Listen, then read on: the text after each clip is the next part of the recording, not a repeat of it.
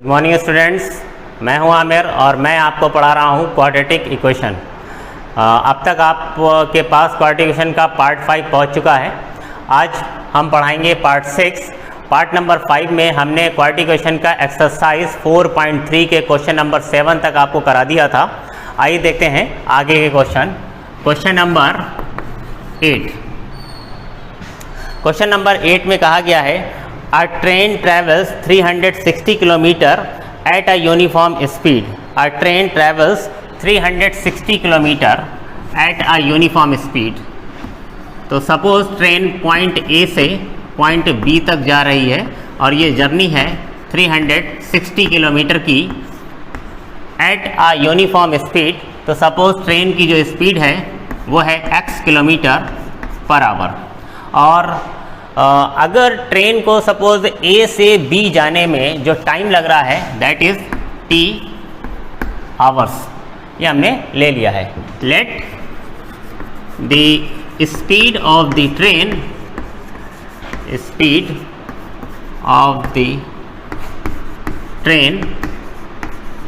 B x kilometre per hour and time taken by the train is t hour. क्योंकि distance जो है A से लेकर B तक कितनी है 360 किलोमीटर। इट मीन्स मैं यहाँ पर फॉर्मूला लगा सकता हूँ, speed is equals distance upon time. क्या फॉर्मूला होता है? Speed is equals to distance upon time. Therefore speed is equals distance upon time. अगर मैं इस फॉर्मूले का यूज़ करूं तो स्पीड जो है वो यहाँ पर कितनी है ट्रेन की x kilometre per our. Distance कितनी ट्रैवल की है ट्रेन ने 360 किलोमीटर अपॉन टाइम टेकन जो है वो कितना है t hours. t speed equals distance upon time. This is equation number 1। आगे क्या कह रहे हैं क्वेश्चन में, if the speed had been 5 km per hour more, if the speed had been 5 km per hour more, अगर train की speed 5 kilometre per our ज़्यादा होती। अभी स्पीड कितनी है x किलोमीटर पर आवर, तो अगर ट्रेन की स्पीड 5 किलोमीटर पर आवर ज़्यादा होती यानी कि स्पीड कितनी होती x + 5 होती, x + 5 किलोमीटर पर आवर होती। तो अगर स्पीड 5 किलोमीटर पर आवर ज़्यादा होती तो क्या होता, तो it would have taken 1 our less for the same journey. Same journey में ट्रेन को 1 घंटा कम लगता। पहले कितना टाइम लग रहा था t आवर्स लग रहे थे, t घंटे लग रहे थे। और अब अगर स्पीड 5 किलोमीटर पर आवर बढ़ गई है तो ट्रेन को 1 घंटा कम लग रहा है, यानी कि अब उसी जर्नी के लिए जो टाइम लग रहा है वो है t - 1 आवर। तो again according to second condition, according to second condition मैं क्या लिख सकता हूँ, शॉर्ट में लिख दिया है भाई। अकॉर्डिंग टू सेकेंड कंडीशन मैं फिर से यहाँ पर speed equals distance upon time लगाऊंगा। तो स्पीड इस बार कितनी है, स्पीड है x + 5 इज इक्वल्स डिस्टेंस, तो सेम जर्नी है यानी कि डिस्टेंस तो यही रहेगी 360। Speed equal distance upon time, और टाइम इस बार कितना लग रहा है t - 1। टाइम कितना है t - 1। तो ये हमारे पास सेकेंड इक्वेशन आ गई है। अब इस इक्वेशन और इस इक्वेशन में 2 वेरिएबल्स हैं, एक है x और ये किसको रिप्रेजेंट करता है, ये रिप्रेजेंट करता है ट्रेन की स्पीड को, और दूसरा वेरिएबल है t और ये किसको रिप्रेजेंट करता है टाइम टेकन को। क्वेश्चन में हमसे क्या पूछा गया है, हमसे पूछा जा रहा है find the speed of the train, यानी कि हमको क्या निकालना है x निकालना है। इट मीन्स हमको t नहीं निकालना है। अगर t नहीं निकालना है तो t को हम यहाँ से एलिमिनेट कर लेंगे। अगर मैं इक्वेशन नंबर 1 से देखूँ तो यहाँ से t की वैल्यू कितनी आएगी, t को मैं इधर क्रॉस मल्टीप्लाई करूँ xt = 360 और t की वैल्यू निकालूँ तो 360 / x। t की वैल्यू आ जाएगी 360/x और इस t की वैल्यू को मैं इक्वेशन नंबर 2 में पुट कर लूँगा। इक्वेशन नंबर 2 में पुट करेंगे और सिंप्लीफाई करेंगे। ये जो इक्वेशन नंबर 2 है इसे मैं थोड़ा सा सिंप्लीफाई कर लेता हूँ। ये यहाँ पर कितना है x + 5 और ये t माइनस 1 को इधर क्रॉस मल्टीप्लाई करूँगा तो ये हो जाएगा t माइनस 1 और राइट में हो जाएगा 360।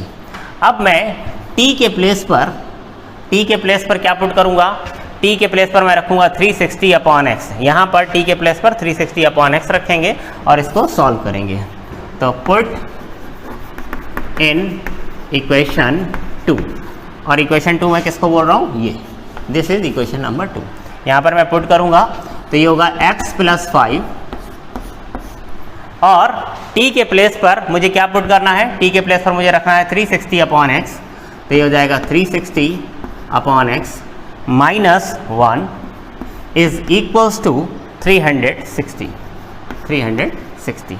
अगर हम इसका एलसीएम लें तो ये हो जाएगा, ये तो है x प्लस 5, इसका मैं एलसीएम ले लूँगा, ये आ जाएगा x, ये हो गया 360, x की 1 से मल्टीप्लाई होगी minus x is equals to 360। ये x अपॉन में जो है ये क्रॉस मल्टीप्लाई होकर 360 के साथ चला जाएगा। x प्लस 5 की मल्टीप्लाई 360 माइनस x से करेंगे और क्वाड्रेटिक इक्वेशन फॉर्म करेंगे। तो इसके लिए x प्लस 5 की मल्टीप्लाई 360 प्लस x से करेंगे। तो किस तरह से करेंगे, x की मल्टीप्लाई 360 से एंड x की मल्टीप्लाई माइनस x से। तो x की मल्टीप्लाई 360 से होगी तो ये हो जाएगा 360x। उसके बाद x की मल्टीप्लाई माइनस x से करेंगे तो ये हो जाएगा माइनस एक्स स्क्वायर। x की मल्टीप्लाई दोनों से हो गई है, अब मैं 5 की मल्टीप्लाई करूँगा। तो 5 की मल्टीप्लाई जब मैं 36 से करूँगा तो 150 एंड 30 180 एंड 0, यानी कि 5 इंटू 36 सॉरी 360 कितना हो जाएगा, 1800 हो जाएगा। और 5 की मल्टीप्लाई अब मैं माइनस x से करूँगा तो ये हो जाएगा माइनस 5x इज इक्वल्स, ये जो अपॉन में x है डिनोमिनेटर में, ये क्रॉस मल्टीप्लाई करके 360 के साथ आ जाएगा और ये हो जाएगा 360x। अब मैं ये x स्क्वायर है, ये 360x और ये 360x कैंसिल हो जाएंगे दोनों, क्योंकि अगर इस 360x को मैं लेफ्ट में लाऊं तो वो माइनस का होगा और ये 360x प्लस के हैं, इसलिए कैंसिल करेंगे। अब इस x स्क्वायर को मैं राइट में ले जाऊं प्लस हो जाएगा, इस 5x को राइट में ले जाऊं प्लस हो जाएगा, इस 1800 को राइट में ले जाऊंगा तो ये माइनस हो जाएगा। इट मीन्स, और इधर लेफ्ट में क्या रह जाएगा, 0। तो मैं इसको लिख सकता हूँ x square plus 5x minus 1800 is equals to 0। अब आपको क्या करना है, इसको फैक्टर करने हैं, इस 5 को इस तरह से स्प्लिट करना है कि मल्टीप्लिकेशन जो है वो 1800 हो जाए और फिर हम इसको फैक्टर करके सॉल्व कर सकते हैं। अगर क्योंकि नंबर यहाँ पर काफ़ी बड़ा है, आपको फैक्टर करने में प्रॉब्लम आ रही है तो आप इसमें श्रीधराचार्य फार्मूला लगा सकते हैं। श्रीधराचार्य फार्मूला आपको क्या बताता है, x is equals to minus B plus minus under root B square minus 4ac और डिवाइड बाय 2a। अब हमें पता है यहाँ पर a क्या चीज़ है, अगर इस क्वाड्रेटिक में मैं देखूँ तो a कहाँ होता है, a होता है एक्स स्क्वायर का कोफिशिएंट यानी a की वैल्यू है 1, b क्या होता है x का कोफिशिएंट यानी b की वैल्यू है 5 और c क्या होता है कांस्टेंट टर्म यानी c की वैल्यू है यहाँ पर 1800। तो a की वैल्यू है 1, b की वैल्यू है 5 और c की वैल्यू है 18 माइनस है तो माइनस 1800। ये सारी वैल्यूज a b c की आप यहाँ पर पुट करेंगे, सिंप्लीफाई करेंगे और x की वैल्यू फाइंड आउट करेंगे। इसे सॉल्व करेंगे तो x आएगा और x क्या था, speed of the train. Exercise 4.3 के 3 क्वेश्चंस रह गए हैं, क्वेश्चन नंबर 9, 10 एंड 11। ये क्वेश्चन मैं आपके लिए होमवर्क में छोड़ रहा हूँ, आप इनकी इक्वेशंस बनाइए और अगर आपको किसी भी क्वेश्चन में ज़रा सी भी प्रॉब्लम आती है या पीछे जो भी ये क्वेश्चन मैंने सॉल्व किए हैं, मैंने ज़्यादातर क्वेश्चंस की क्वाड्रेटिक इक्वेशन फॉर्म करी, उनके फैक्टर नहीं किए, फैक्टर या तो मैंने बता दिए और मुझे लगा कि अगर हो जाएंगे तो मैंने छोड़े भी हैं। तो अगर आपको कहीं पर भी कोई प्रॉब्लम आई है तो आप नीचे कमेंट बॉक्स में उस क्वेश्चन का नंबर लिख दें ताकि मैं उस क्वेश्चन को सॉल्व करके आप तक भेज सकूं। जो क्वेश्चन नंबर मैंने 9, 10 और 11 जो 3 क्वेश्चन हैं ये आप घर पर ट्राई करेंगे। आप अच्छे से क्वेश्चन को पढ़िए, जो क्वेश्चन में कंडीशंस दी जा रही हैं आपको उनको समझिए और उनके अकॉर्डिंग जो है वो इक्वेशन बनाने की कोशिश करिए। लेकिन अगर आपको प्रॉब्लम आ रही है तो क्वेश्चन नंबर जो है नीचे कमेंट बॉक्स में डालकर छोड़ दीजिएगा, मैं समझ जाऊंगा कि वो क्वेश्चन आपसे सॉल्व नहीं हुआ है तो मैं उसे बताऊंगा। आगे जो है हम बताने वाले हैं नेचर ऑफ द रूट्स। तो मैंने आपको क्वाड्रेटिक इक्वेशन, तो मैं स्टार्ट कर रहा हूँ अब नेचर ऑफ द रूट्स। तो अब तक जो हमने पढ़ा है उससे हमें पता है कि कोई भी क्वाड्रेटिक इक्वेशन जो होती है उसकी जनरल फॉर्म क्या होती है, ax² plus bx plus c is equal to 0। ये एक क्वाड्रेटिक इक्वेशन है। क्वाड्रेटिक क्यों कहा जा रहा है, क्योंकि इसकी डिग्री 2 है, और अगर इसकी डिग्री 2 है तो इसके कितने रूट्स आएंगे, इसके 2 रूट्स आएंगे। सपोज वो रूट्स जो हैं वो हैं अल्फ़ा एंड बीटा। तो हमने आपको बताया था कि आप इसके फैक्टर करेंगे और फैक्टर करके जब आप सॉल्व करेंगे तो दोनों रूट्स निकल आएंगे। बहुत सारे हमने क्वेश्चन ऐसे किए तो 2 वैल्यूज़ निकलती थी हर बार x की। तो जो पहली वैल्यू निकल रही है आप उसको अल्फ़ा कहेंगे, जो दूसरी वैल्यू निकल रही है सेकंड वैल्यू उसको आप बीटा कहेंगे, या पहली वैल्यू को बीटा और दूसरी वैल्यू को अल्फ़ा कह सकते हैं, इससे कोई मैटर नहीं है। या अगर मैं श्रीधराचार्य फार्मूला की बात करूँ तो उसमें भी आपको बताया गया कि x की जो वैल्यूज़ निकालनी है उसके लिए आपको फार्मूला दिया गया था -b plus minus √b² minus 4ac upon 2a। तो इसमें से भी 2 वैल्यूज़ कैसे निकलती हैं, एक बार मैं प्लस साइन यहाँ पर लेता हूँ और एक बार माइनस लेता हूँ। प्लस साइन लूँगा तो पहला 0 या पहला रूट आ जाएगा, और माइनस साइन लूँगा तो उसका दूसरा रूट आ जाएगा। इसका मतलब मैं ये कह सकता हूँ कि यहाँ पर एक रूट, जो पहला रूट है, जो फर्स्ट रूट है अल्फ़ा, वो पॉजिटिव साइन लेने पर आता है, यानी कि उसकी वैल्यू होती है -b plus √b² minus 4ac upon 2a। और जो दूसरा रूट आता है बीटा, वो निगेटिव साइन लेकर के आता है और वो होता है -b minus √b² minus 4ac upon 2a। याद रखिए, एक बार मैंने पॉजिटिव लिया तो एक रूट निकल के आएगा, और दोबारा जब मैं वहाँ पर निगेटिव लूँगा तो दूसरा रूट निकल के आएगा। ये सब काम हम पहले कर चुके हैं। इट मीन्स यहाँ पर 2 रूट्स जो निकले हैं वो हैं अल्फ़ा और बीटा। तो कई बार क्वेश्चंस में हमने देखा है कि अल्फ़ा और बीटा अलग अलग आते हैं, कई बार कुछ क्वेश्चंस में ऐसा भी हुआ होगा कि अल्फ़ा और बीटा जो है वो सेम आ गए हैं, और एक आध सिचुएशंस ऐसी भी आती हैं कि जहाँ पर अल्फ़ा और बीटा जो हैं वो हम फाइंड ही नहीं कर पाते हैं। तो इसके क्या नेचर हैं, कब रूट्स जो हैं वो सेम आ जाते हैं, कब वो डिस्टिंक्ट यानी कि डिफरेंट यानी कि अलग अलग होते हैं, और कब ऐसी सिचुएशंस आती हैं जब रूट्स जो हैं वो इमेजनरी हो जाते हैं, यानी कि हम रूट्स कैलकुलेट ही नहीं कर पाते। इमेजनरी का मतलब शायद आपने 9th क्लास में पढ़ा होगा कि कभी भी स्क्वायर रूट के अंदर अगर कोई निगेटिव नंबर आ जाए तो ऐसे नंबर को हम इमेजनरी कहते हैं। आपको ये 9th क्लास में बताया गया होगा, 10th क्लास में भी बताया गया, 9th क्लास में बताया गया होगा कि इमेजनरी नंबर का क्या मतलब होता है। या ऐसा कोई नंबर जिसका स्क्वायर, कोई भी ऐसा नंबर जिसका स्क्वायर जो है वो निगेटिव हो तो उसे हम क्या कहते हैं, इमेजनरी कहते हैं। याद रखिए, स्क्वायर रूट के अंदर जब भी कोई नंबर निगेटिव होगा, माइनस में होगा, तो ऐसे नंबर को हम क्या कहेंगे, इमेजनरी नंबर कहेंगे। तो हम किसी भी क्वाड्रेटिक इक्वेशन के जो रूट्स हैं अल्फ़ा और बीटा वो इक्वल हैं, डिस्टिंक्ट हैं, सेम हैं या इमेजनरी हैं, इसके पता करने के लिए हमारे पास क्या प्रोसेस है, कैसे हम देखते हैं, इसी को हम बोलते हैं नेचर ऑफ द रूट्स। क्या उनकी नेचर है, वो रियल हैं या इमेजनरी हैं, डिस्टिंक्ट हैं या इक्वल हैं। तो आइए देखते हैं कि इसे हम कैसे करेंगे।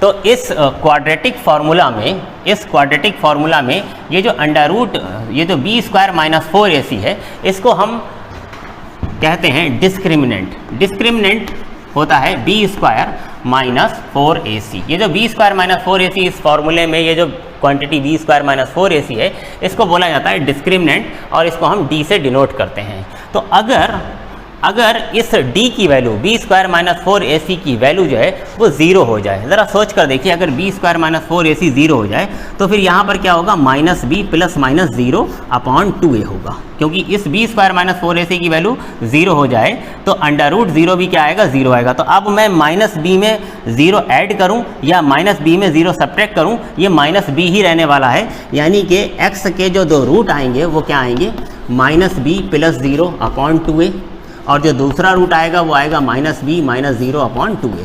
तो अगर मैं देखूं तो -b प्लस 0 और -b माइनस 0 का मतलब तो -b ही होता है, यानी कि दोनों रूट जो हैं वो सेम आ जाएंगे, -b upon 2a and -b upon 2a। तो इसका मतलब ये है कि दोनों रूट्स सेम कब आते हैं, किसी क्वाड्रेटिक इक्वेशन के दोनों रूट्स सेम कब आते हैं, जब b² माइनस 4ac जो है वो 0 होता है। तो आप इसमें लिखेंगे इफ़ d मतलब b² minus 4ac, d is equals to 0, then both the roots both the roots are real and equal, या सेम आएंगे, और रियल तो ये है ही क्योंकि ये इमेजिनरी तो नहीं है। सेकेंड, अगर डी स्क्वायर की वैल्यू 0 ना हो, कोई भी एक नंबर निकल करके आ जाए, यहाँ पर 1 आ जाए, 2 आ जाए, 3 आ जाए, 100 आ जाए, कोई भी आ जाए, यानी कि डी की अगर बी स्क्वायर माइनस 4ac की वैल्यू जो है वो ग्रेटर देन 0 हो, बी स्क्वायर माइनस 4ac यानी कि डी की वैल्यू जो है अगर पॉजिटिव हो, तो कोई ना कोई स्क्वायर रूट तो निकल कर आएगा यहाँ पर। और यहाँ पर कोई भी वैल्यू निकल कर आई, सपोज यहाँ पर जो वैल्यू निकल के आई है दैट इज के, अगर बी स्क्वायर माइनस 4ac यानी कि जिसको हम कहते हैं डी, अगर d जो है वो ग्रेटर देन 0 है, ग्रेटर देन 0 होने का मतलब d जो है वो कोई पॉजिटिव नंबर है। तो सोचिए अगर मैं यहाँ पर बी स्क्वायर माइनस 4ac की जगह पर कोई भी पॉजिटिव नंबर रखूँ, 2, 5, 100 कुछ भी, तो उसका स्क्वायर रूट कुछ ना कुछ तो निकल कर आएगा। तो मैं मान लेता हूँ कि वो स्क्वायर रूट k निकल कर आया। तो अगर यहाँ पर k है, 0 नहीं है, तो इस बार मैं क्या कहूँगा, जो रूट्स आएंगे वो आएंगे -b प्लस के और -b माइनस के। तो जाहिर सी बात है कि -b प्लस के कुछ अलग वैल्यू है और -b माइनस के ये अलग वैल्यू है। तो ये दोनों जो इस बार जीरोज़ हैं वो कैसे हैं, अलग अलग हैं। ये वैल्यू और ये वैल्यू सेम नहीं हो सकती क्योंकि k की कोई वैल्यू है। थोड़ी देर के लिए मान लेते हैं कि b जो है वो क्या है, 5 है, और जो k है वो क्या है, 1 है। तो अगर यहाँ पर प्लस माइनस है, तो अगर मैं एक बार लूँगा -5 + 1 और फिर अगली बार मैं क्या लूँगा, -5 - 1, तो -5 + 1 क्या आएगा, -4 आएगा, और -5 - 1 क्या हो जाएगा, -6 हो जाएगा। ये और ये सेम नहीं होंगे, तो ये दोनों वैल्यूज़ जो हैं -b प्लस के और -b माइनस के, ये दोनों अलग अलग होंगी। तो दोनों रूट्स जो हैं वो कैसे हो जाएंगे, अलग अलग हो जाएंगे, डिस्टिंक्ट हो जाएंगे। तो अगर d जो है वो ग्रेटर देन 0 है, then both the roots are real and distinct, then both the roots are real and distinct. अब d जो है वो 0 में ले चुका हूँ और d जो है वो ग्रेटर देन 0 भी ले चुका हूँ। तो थर्ड सिचुएशन रह जाती है मेरे पास कि भाई अगर d जो है वो लेसर देन 0 हो जाए, लेसर देन 0 मतलब निगेटिव हो जाए। अगर निगेटिव हो जाए तो क्या होगा, तो अगर d क्या होता है, b स्क्वायर माइनस 4ac, अगर b स्क्वायर माइनस 4ac की वैल्यू जो है वो लेसर देन 0 है यानी कि निगेटिव है, तो अंडर रूट के अंदर क्या आ जाएगा, यहाँ पर एक निगेटिव नंबर आ जाएगा। और अंडर रूट के अंदर अगर नंबर निगेटिव होता है तो उसे हम क्या कहते हैं, इमेजिनरी नंबर, यानी कि उसे हम आगे सॉल्व नहीं कर सकते हैं। हालांकि सॉल्व करेंगे आगे चल के, 11th में आपको बताया जाएगा कि इमेजिनरी नंबर्स अगर इस तरह से आ जाते हैं तो कैसे स्क्वायर रूट्स, कैसे हम उनका रूट्स जो है वो कैलकुलेट करेंगे। लेकिन अभी फ़िलहाल के लिए हम यही मानते हैं कि अगर कोई स्क्वायर रूट के अंदर निगेटिव नंबर आ जाएगा तो हम वो सॉल्व नहीं कर सकते। तो यहाँ पर ये क्या हो जाएगा, इमेजिनरी हो जाएगा। तो इट मीन जब यहाँ पर इमेजिनरी नंबर होगा तो जो रूट्स होंगे वो कैसे होंगे, इमेजिनरी होंगे। तो आपको सिर्फ इतना याद रखना है कि अगर d जो है वो लेसर देन 0 है, देन रूट्स आर इमेजिनरी। जब रूट्स इमेजिनरी है तो हम इक्वल और अनइक्वल की बात नहीं करते हैं उस केस में। बस आपको याद रखना है कि अगर d जो है वो निगेटिव है यानी कि 0 से छोटा आ गया है, माइनस में आ गया है, तब रूट्स जो हैं वो क्या होंगे, इमेजिनरी होंगे। इनको हम कहते हैं नेचर ऑफ दी रूट्स। आइए इस पर डिपेंड एक्सरसाइज जो है उसको स्टार्ट करते हैं। तो ये है क्वेश्चन नंबर 1, इसका फर्स्ट पार्ट मैंने लिया है। इसमें कहा गया है find the nature of the roots. Nature of the roots मतलब पहले आप ये बताइए कि ये रूट्स जो इस क्वाड्रेटिक इक्वेशन के जो रूट्स हैं वो रियल एंड इक्वल हैं, रियल एंड अनइक्वल हैं या इमेजिनरी हैं।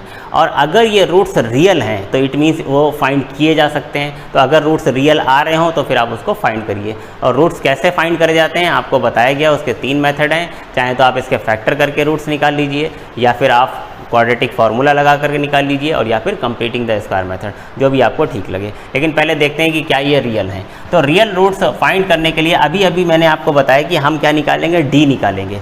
अगर d की वैल्यू 0 आती है तो रूट्स रियल एंड इक्वल होंगे। अगर d जो है वो ग्रेटर देन 0 होता है यानी कि पॉजिटिव होता है तो रूट्स जो हैं वो रियल एंड अनइक्वल होंगे। लेकिन अगर d निगेटिव हो गया तो इट मीन्स हम इस क्वाड्रेटिक इक्वेशन को सॉल्व नहीं कर सकते, मीन्स इसके रूट्स इमेजिनरी होंगे। तो चलिए d निकालते हैं। और d की वैल्यू क्या होती है, b² - 4ac। तो उसके लिए मुझे चाहिए है a, b और c। तो ए, बी और सी कैसे पता चलेगा? ए क्या होता है?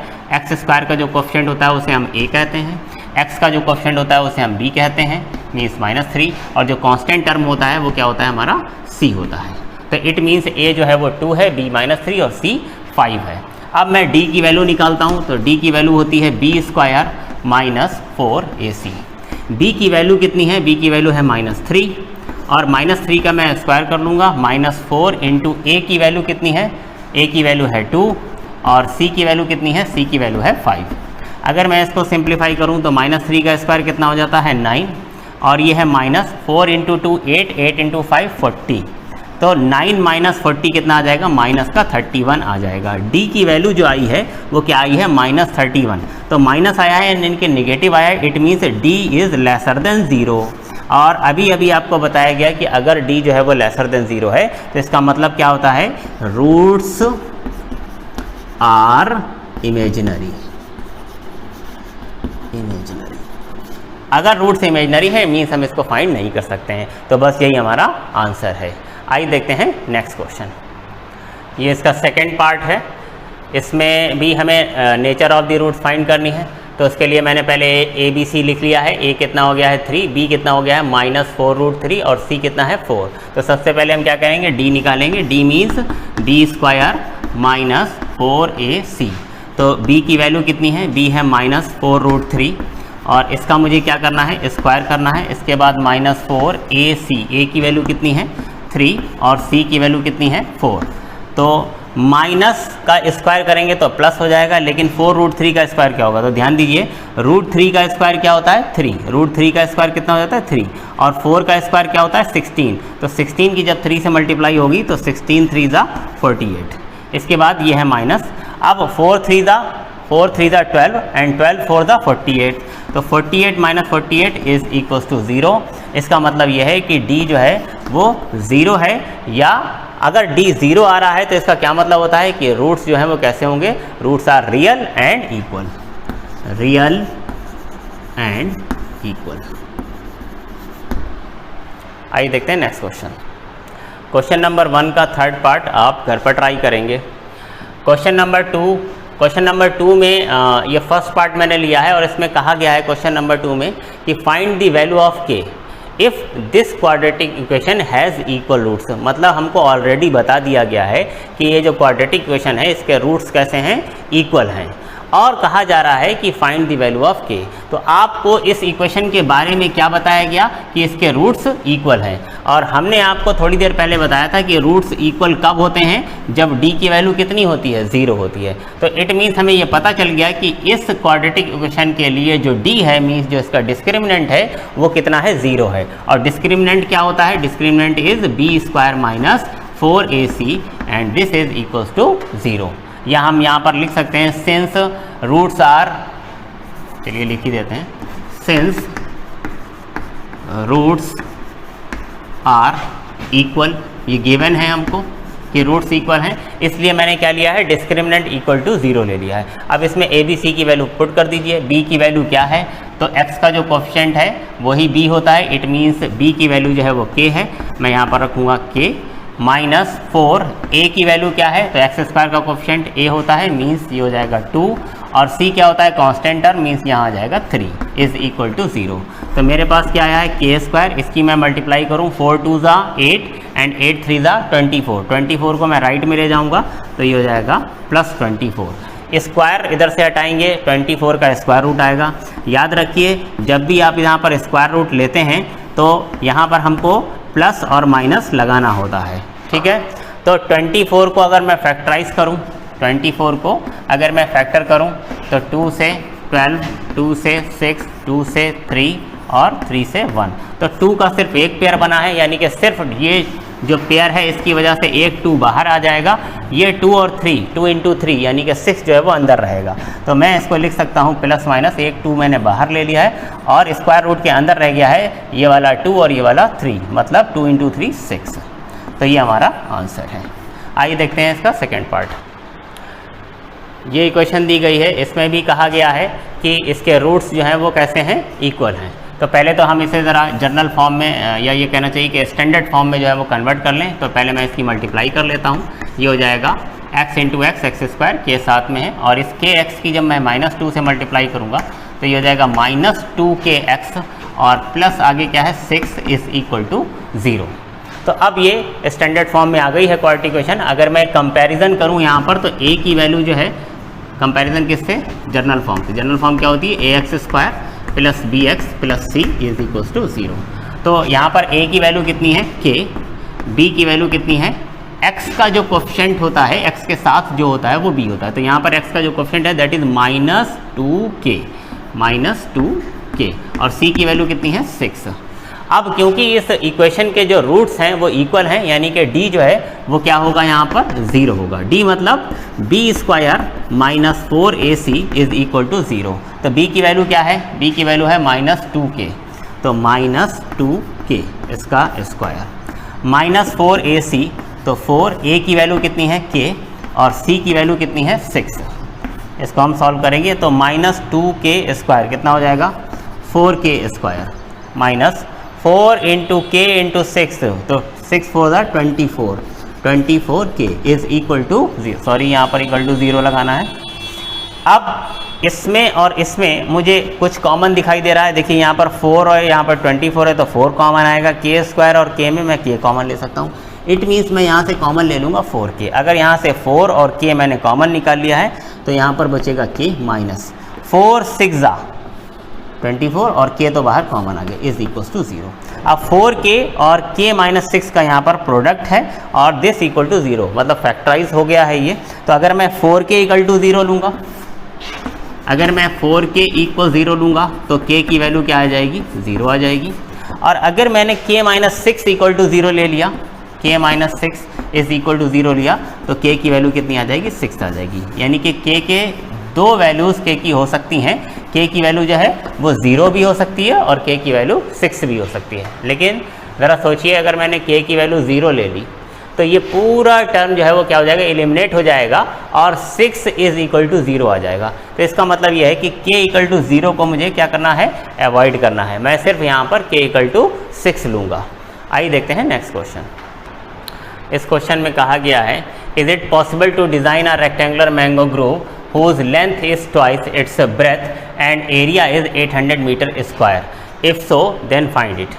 कह रहे हैं कि क्या ऐसा एक रेक्टेंगुलर मैंगो ग्रोव बनाया जा सकता है जिसकी लेंथ जो है whose length is twice its breadth, जिसकी लेंथ इसकी ब्रेथ की ट्वाइस हो। तो लेंथ जो है वो ब्रेथ की ट्वाइस हो। तो सपोज ब्रेथ जो है वो क्या है, x है। अगर मैं ब्रेथ x लूँगा तो लेंथ मुझे क्या रखनी है, ब्रेथ की ट्वाइस रखनी है। इट मीन्स लेंथ जो है वो कितनी रखनी है मुझे, 2x।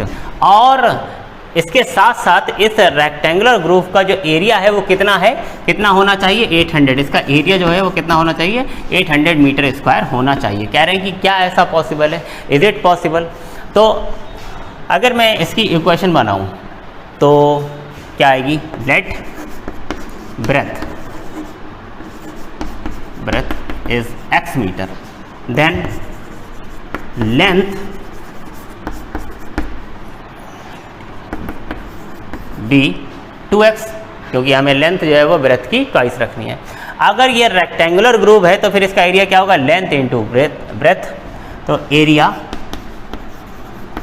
ऑफ द ग्रूव क्या होगा, लेंथ इंटू ब्रेथ। और एरिया हमको बताया गया है, एरिया कितना है ग्रुप का, 800। तो मैंने एरिया जो है वो 800 ले लिया है। लेकिन एरिया किसके इक्वल होता है, एरिया तो होता है क्योंकि ये रेक्टेंगल है इसलिए इसका एरिया होगा लेंथ इंटू ब्रेथ। और लेंथ कितनी है, 2x इंटू ब्रेथ कितनी है, x। ठीक है, तो मेरे पास आ गया है। अगर मैं इसको सॉल्व करूं तो 2x square equals to 800, 2x square is equal to 800। अगर मैं सॉल्व करूं तो ये आएगा 400। मीन्स x की वैल्यू कितनी आएगी, अगर स्क्वायर हटाऊंगा तो इस पर स्क्वायर रूट लूँगा, square root of 400। Square root लेते ही हमें क्या करना होता है, यहाँ प्लस माइनस लगाना होता है, यानी कि x की वैल्यू जो है वो आएगी प्लस माइनस 20। तो लेकिन x आपने लिया क्या है, x तो आपने ब्रेथ ली हुई है। अगर आपने x ब्रेथ ली हुई है तो x कितना आ जाएगा, प्लस 20 मीटर, क्योंकि ब्रेथ जो है वो माइनस में नहीं हो सकती। तो x can not be taken as -20। ये तो पॉसिबल ही नहीं है कि -20 लेंथ हो, तो x जो है वो 20 आ गया है। x मतलब क्या है, ब्रेथ, तो ब्रेथ जो है वो कितनी आ गई है, 20 आ गई है। ब्रेथ अगर 20 मीटर आ गई है तो हम जानते हैं कि लेंथ जो है वो कितनी है, लेंथ जो है वो इसकी ट्वाइस है यानी कि 2x है। तो अगर ब्रेथ जो है वो 20 मीटर है तो लेंथ जो है वो कितनी हो जाएगी, 40 मीटर हो जाएगी।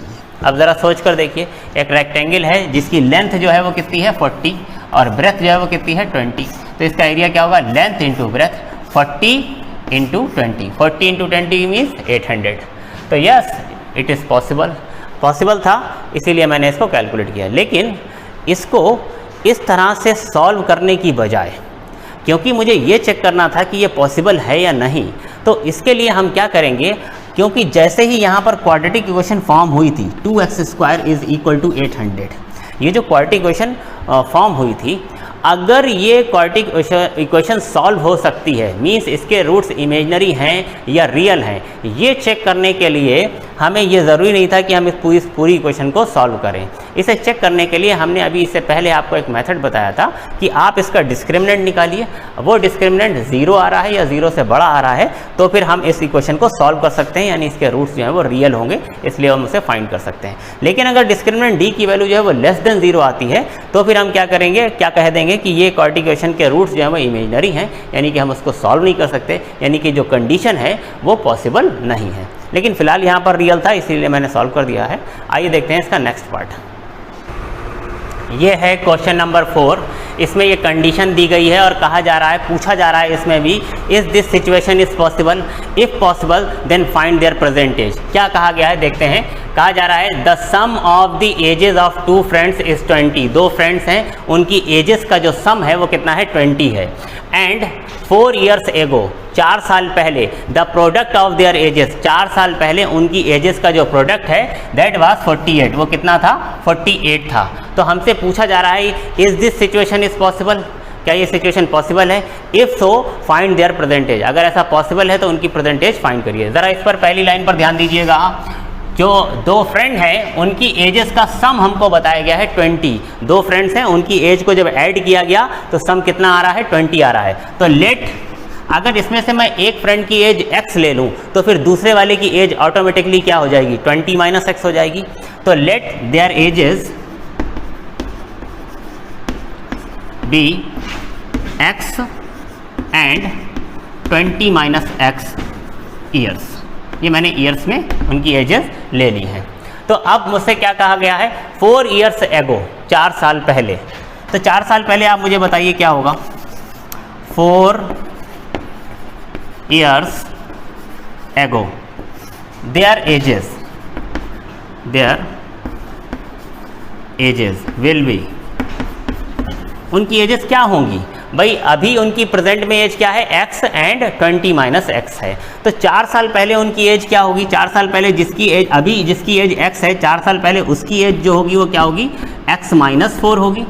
और जिसकी एज अभी प्रेजेंट में 20 - x है, इसकी एज कितनी हो जाएगी, 20 - x में से 4 माइनस हो जाएगी। भाई 4 साल पहले किसी की भी एज क्या होगी, 4 कम होगी, 4 उसमें से हम माइनस करेंगे। तो 4 years एगो जिसकी एज x है, 4 years एगो उसकी एज x - 4 हो जाएगी।